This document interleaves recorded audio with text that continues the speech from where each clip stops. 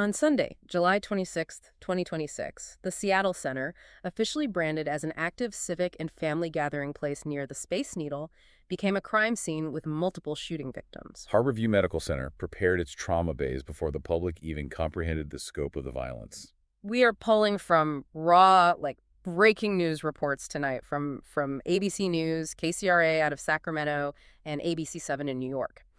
The mission for this deep dive is to cut through the fog of early reporting. We need to analyze the collision of a massive regional food festival with sudden gun violence, relying strictly on the immediate facts released by the Seattle Police Department. Syndication networks pushed this story across the country simultaneously. KCRA updated their report at 7:26 p.m. Pacific Time. ABC7 New York stamped their coverage at 2:1 a.m. Eastern Time the following Monday. The speed of the syndication underscores how quickly mass casualty events at iconic landmarks hijack the national consciousness. You look at the geographic setting and it dictates the entire nature of the emergency response. We are tracking the bite of Seattle. This annual food festival has been running continuously since 1982. Official documentation states this event draws 350,000 attendees over a 3-day period. Navigating a crowd of 350,000 means getting trapped in a shoulder-to-shoulder gridlock just trying to buy a churro. A sudden police command to avoid the area is a physical impossibility for the people trapped inside. Venue public relations language relies heavily on phrases like community celebration and the core of our region. Those meticulously crafted marketing words shatter the moment violence enters a space designed entirely around high-density pedestrian flow. You cannot simply, walk away when you are pinned between hundreds of food stalls and thousands of pedestrians. When panic initiates at a localized point, a compression wave ripples outward. Human bodies in a high-density environment behave like a fluid. The people 20 yards away from the threat start running, pushing with intense kinetic energy into people 50 yards away who have zero knowledge of the initial threat. You end up with thousands of pedestrians crushing into each other before the police even arrive on the scene. First responders have to push through the exact identical pedestrian gridlock. Ambulances cannot levitate over the crowd. Police cruisers lack the ability to phase through food trucks. The density of the celebration functions as the primary obstacle to the rescue operation. The architectural layout forces attendees to navigate narrow pathways lined with vendors, ensuring high visibility for merchants, but guaranteeing catastrophic bottlenecks during a mass evacuation. That dictates the communication strategy from law enforcement during those chaotic first minutes. I have the unedited text the Seattle Police Department posted on the platform X right here. Quote, "Police are investigating a shooting. Multiple shooting victims. Shots fired at the Seattle Center." Reading the separate source reports reveals a critical, glaring ambiguity that the police statement ignored. When you blast the phrase multiple victims to millions of digital followers, you leave everyone in downtown Seattle totally blind to the actual threat. That phrasing acts as a placeholder for unknown devastation. A trapped crowd cannot do anything with a 3-sentence summary. Officials literally do not know yet if the shooting occurred at the Bite of Seattle festival itself or merely near it within the massive Seattle Center complex. The heavy first responder presence creates a localized panic before any facts are actually confirmed. Sirens screaming into a crowded plaza trigger stampedes long before the public receives a single verified tweet. People see tactical gear flooding the area and assume a coordinated attack. The gap between the aggressive physical deployment of emergency vehicles and the total silence of the information pipeline forces the crowd to navigate the crisis on pure instinct. The physical sensory experience on the ground dictates that instinct. The Bite of Seattle involves the smell of cooking meat and the chatter of thousands of people. Live local bands are playing music. Gunfire in that specific environment creates immediate sensory overload. Figuring out the origin of the threat becomes biologically impossible. Gunfire in dense urban canyons produces acoustic reflections that deceive the crowd and the responding officers. A gunshot generates a supersonic shock wave, followed by the mechanical noise of the firearm action. The initial sound wave travels outward in a sphere, striking the rigid concrete surfaces of the Museum of Pop Culture and the Pacific Science Center. Concrete does not absorb sound waves. It reflects them straight back into the plazas. The sound it reflects directly off the facades of the surrounding buildings and channels through the narrow pedestrian walkways. A person standing near a food stall might hear the echo arriving from the south louder and faster than the direct sound wave arriving from the north. Their brain automatically registers the loudest sound as the source of the danger. They might run directly toward the actual shooter just to escape the echo. The human auditory system developed to pinpoint isolated sounds in open environments. Dense urban architecture corrupts that biological mechanism, turning the Seattle Center into a chamber of auditory illusions. That acoustic confusion drastically extends the time it takes for police to neutralize the threat. Law enforcement dispatchers receive dozens of emergency calls simultaneously. Each caller reports the shooter in a totally different location. First responders spend the crucial opening minutes chasing auditory ghosts. The architectural layout of the Seattle Center turns the entire 74-acre campus into a labyrinth for the officers trying to trace those echoes. They must ignore their biological instincts and rely entirely on visual confirmation to locate the weapon. The focus shifts inevitably to the medical aftermath. CNN confirmed that Harborview Medical Center was designated to receive the people injured in this event. Harborview operates as a Level 1 trauma center. Mass casualty protocols initiate an immediate, brutal reorganization of the entire facility. The trauma surgeons cease all non-critical operations. The emergency department actively clears out every stable patient to free up the physical space required for the trauma bays. They discharge people who are waiting for broken bones or minor emergencies just to make physical room for the incoming ambulances. Hospital staff convert the ambulance bay into a primary triage zone.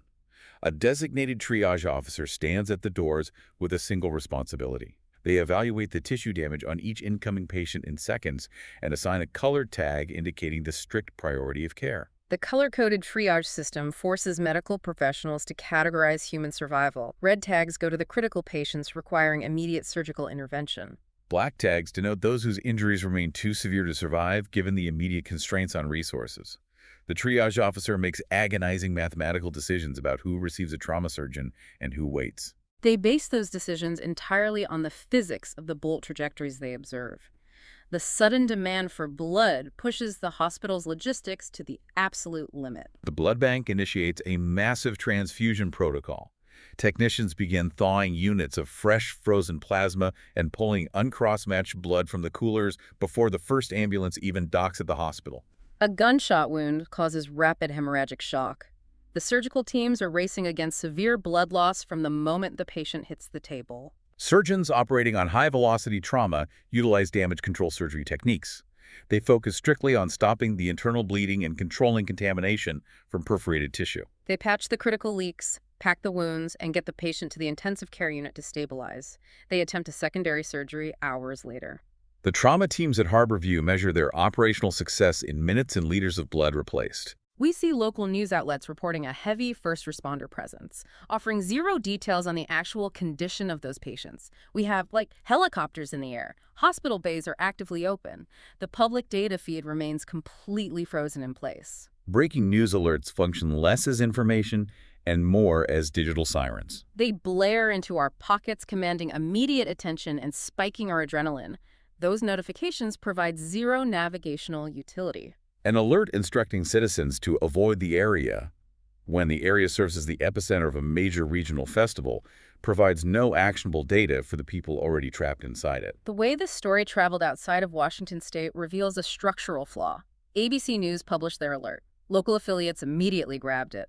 The KCRA report out of Sacramento and the ABC7 New York broadcast both heavily leaned on the identical Seattle Police Department post on X. Regional affiliates lack reporters on the ground in Seattle to verify the facts independently. They syndicate the national wire copy to ensure their digital platforms feature the breaking news. They published an article with a dramatic headline about a mass shooting at the Space Needle. The body of the article just repeats the phrase, investigating a shooting. They are filling dead air with Wikipedia facts while families in Seattle are desperately trying to figure out if the festival is locked down. The business model of digital news demands constant output. Waiting for Harborview Medical Center to release an official patient census seeds web traffic to competing outlets. Publishing the void of information captures the initial surge of search engine queries. News organizations pad the missing operational facts with historical trivia about the event. The articles mention the 1982 inception of the Bite of Seattle. They describe the architectural significance of the Space Needle. They do this simply to meet the word count requirements for digital publishing. Assembling a narrative from disjointed national feeds strips the event of its local context. To a news desk in New York, the Seattle Center acts as a generic set piece containing the Space Needle. To the people on the ground in Washington, It exists as a complex maze of familiar walkways. The contrast between the physical urgency at the hospital and the digital repetition on the news feeds highlights a massive operational failure. The trauma surgeons at Harborview are actively engaged in the grim physics of a gunshot wound. Operating rooms function on objective physical data. The surgical team requires exact knowledge of the bullet's entry point, its internal trajectory, and the resulting vascular damage to save the patient. The digital news sphere operates entirely on algorithmic speculation. We are outsourcing the vital function of a municipal emergency broadcast system to a commercial social network.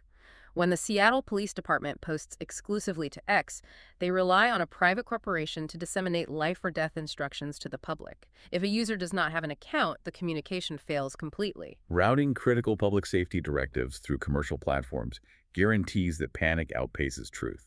The platform prioritizes engagement metrics over civic clarity. The cryptic statement regarding multiple victims generates endless speculation and arguments in the reply section. All of that engagement benefits the platform's bottom line. It does absolutely nothing to clear an ambulance path through the Seattle Center. Fear generates superior engagement data. The algorithm actively rewards the lack of operational clarity because uncertainty forces users to refresh the feed obsessively. The municipal authorities provide the cryptic prompt, and the private network monetizes the resulting panic. The demand to avoid the area represents standard law enforcement protocol. It ignores the reality of the people who cannot avoid the area because they are already trapped inside it. The police have an obligation to provide specific evacuation routes or actionable descriptions of the threat. Offering a cryptic update and retreating into silence fails the public. Hiding the uncertainty behind the phrase investigating a shooting treats the public like a liability. They need to be treated as a partner in managing the crisis. You go to a food festival believing that the implicit social contract will hold. You believe that you can stand in a crowd of 350,000 strangers and walk away safely. The destruction of civic trust requires only a fraction of a second. Rebuilding it takes decades. The organizers of the festival and the citizens who attend it are forced to recalculate the risk of participating in public life. The physical structures of the Seattle Center remain untouched, but the ground beneath them is permanently altered. I want you to gauge the immediate transformation of a civic landmark. The Space Needle went from a tourist backdrop to a landmark for an active crime scene in seconds. The geography you walk through every day, the places where you take your family, can change polarity in an instant, shifting from a zone of comfort to a theater of survival. You have to navigate a world where the official channels of information lag hours behind the physical reality on the pavement. The Bite of Seattle has survived as a community staple for over 40 years since 1982, built entirely on the premise of public trust and shared space. The immediate casualty count represents only the first layer of devastation. The enduring impact is the instant erosion of that communal trust. A single post on X transforms a regional gathering place into a zone of isolation. Stay safe.